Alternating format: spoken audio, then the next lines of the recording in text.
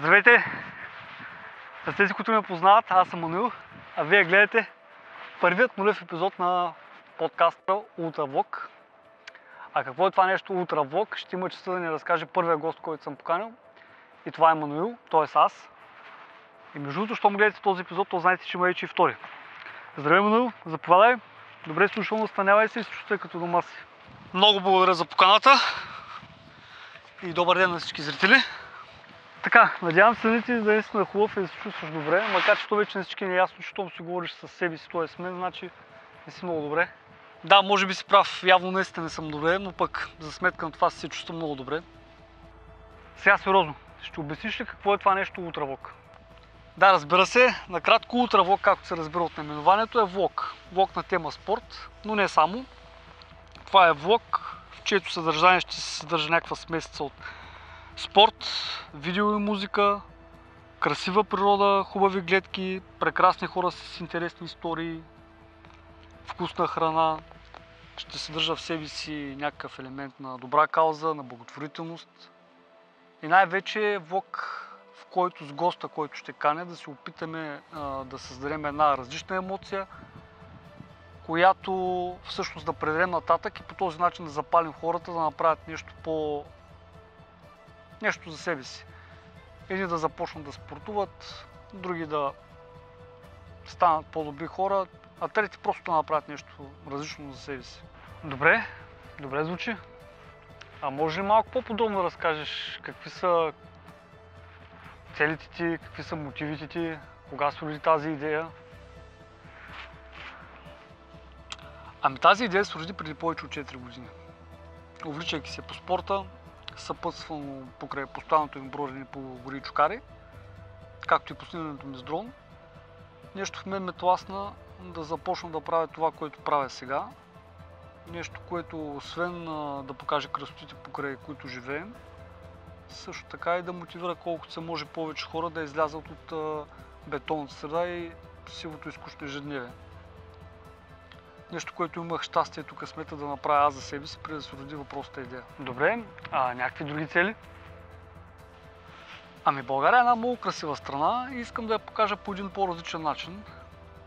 Също така около нас има много добри стойности хора, които също искам да покажа, а и те самите да се видят в една друга светлина. Гледайки епизодите ще разберете какво имам предвид.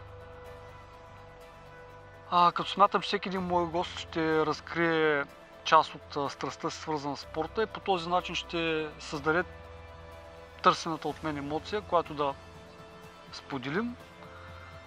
Както по-рано казах, надявам се това нещо да грабне хората и те да започнат да спортуват. Добре, видяхте, че нещо носиш в себе си. Ще ни разкажеш ли какво е то? Да, разбира се. Това е един кадър от много специален за мен момент. Това са последните метри от първото ми състезание по планинско бягане, в което взех участие преди повече от 5 години. Коджакая Ултра. Както се вижда от кадърът, аз съм без специална екипировка, а и като цяло подготовката ми тогава изобщо не беше особено голяма. Съответно и колебанието ми дали се впусна в това предизвикателство, до последно беше огромно, но аз го направих и няколко метра преди финала се личи колко съм щастлив тогава. И може би от тогава насетне аз промених живота си най-вече към добро. Попаднах в една различна среда, която почувствах като моя, среда, която може би и преди това търсих и накрая просто я намерих. Всъщност този трейлър, който видяхте в началото на епизода, показва една много малка част от това, което съм преживял през годините, през които попаднах в тази среда. Една много малка част от красотата, която съм видял, от хората, с които съм се запознал и спортувал. И всичко това е благодарение на това, че се осмелих да направя тази крачка към спорта. А и като цяло смятам, че спорта ме направи по-добре като човек. Мисля, че в момента има и други такива, които са така както аз съм бил, които да имат нужда от някаква новост, някаква промяна, някаква дивотия. И ми се иска чрез този влог, по този по-интересен и различен начин, да провокирам колкото се може повече такива хора да излязат от градската среда, да почувстват свободата, а защо не да започнат да спортуват и чрез това да станат по-добри хора, както си мисля, че станах аз. Окей, дай да обобщим. Тоест ти ще каниш различни готини хора, с които част имате сходни интереси и които ще снимаш как си правят кефа там, където обичат да ходят и спортуват. Хора, с които заедно ще се опитате да създадете едно мотивиращо видео, а после ще седнете и ще си говорите по различни теми. Както за живота, така и за спорта. И по този начин целиш може би да покажеш освен в каква красива и прекрасна страна живеем, предразполагаща към различни видове спортни активности на открито и какъв късмет е, че сме се родили тук. И това да мотивираш колкото се може повече хора да направят нещо различно и здравословно за себе си. Така ли е? Да, точно така. Както и моят гост да се види в една по-различна и готина светлина и по този начин неговите роднини, близки, познати да му се възхитят, да му се изкефят, що за човек е. И накрая, ако може от цялата тази аматьорска продукция, така да нарека, ако може да помогне на някой друг в нужда.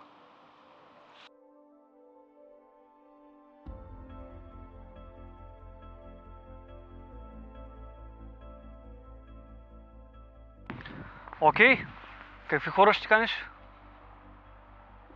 Ще се опитам да каня, снимам и интервюирам готини и стойностни хора, които да имат възможност да отделят малко време, за да създадем едно мотивиращо видео, да покажат своята спортна страст, като по този начин да помогнат и на други по един или по друг начин. Добре, къде ще ги водиш? Къде ще снимате? Ами замисълът ми е да ходя аз при тях, т.е. аз ще ходя при госта ми, съответно ще снимаме на негова територия, там където той обича да ходи и спортува и като цяло да ни разкрива неговите красоти и тайни.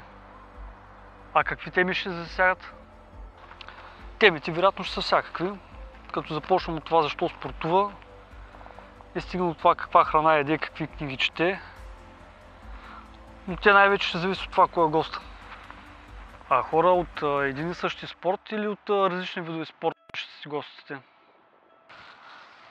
Първоначално си мислих да са хора свързани само с планинското бягане, но независимо, че това в момента е моят спорт, възнамерявам да каня хора, практикуващи други видове спорт, но най-вече такива, чието активности са на открито.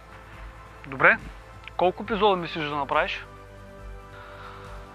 Не знам, искам да се са стотици, ако се получат нещата. Ама ще бъда доволен дори с само няколко, защото ще знам, че съм пробвал да направя все пак нещо. А горе-долу колко време ще трябва един епизод, колко ще е дълъг? Отговорът е различно, ама стремежът ми ще е да са максимално интересни и кратки. Нещо правя към 20-30 минути. Тоест ти ще си поредния ютубър, влогоинфлуенсър. И кое смяташ, че е по-различно в твоите епизоди спрямо други такива на такава тематика? Може би това, че ще каня хора, практикуващи различни видове спорта, не само от моят вид планинското бягане. И това, което ще ни показват и разправят, всеки път ще бъде нещо различно.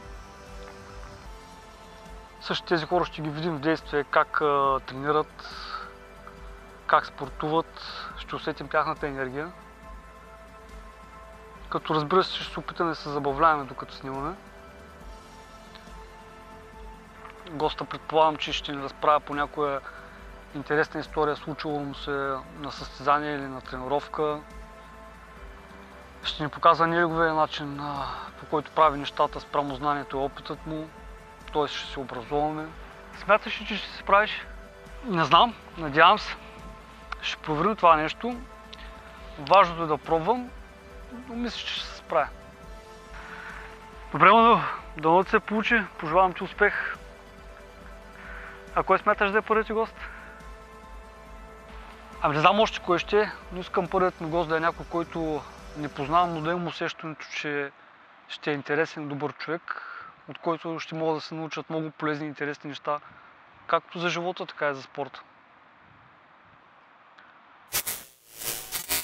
А кой ще е той, ще разберете в епизод номер 2, който вече стои и ви чака да го изгледате. Всичко хубаво от мен.